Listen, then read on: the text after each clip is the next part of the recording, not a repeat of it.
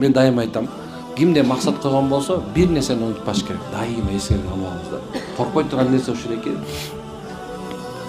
Чынар терек бир жерден көрөт дейт. Бул кыргыздын сөзү. Ата-бабабыз ушунча таам айткан. Муну пайгамбарыбыз да айтып кеткен керек болсочу. Чынар терек бир жерден көрөт деген бир ишти баштадыңбы? Мына ошо максат кой. Мисалы бир эмең бар. Кичинекей бир ишканаң бар. Ошону чоңойткон атасың. Бирок чоңойткондон кийин бир эки машинка кошуп коеюн эмес. Иншалла кийин чоң бир завод курам деген максатта экиден кошо бер. Коркпостон кошо бер. Кээ бирлер ушундан коркот.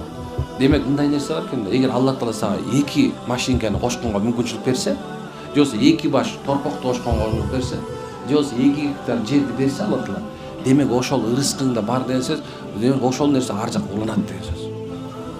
Алла Таала ушундай зат да, бирөөнө бир нерсе берсе, ошонун күчү менен, ошо мүмкүнчүлүгү менен, ошо каражаты менен чогуу берет.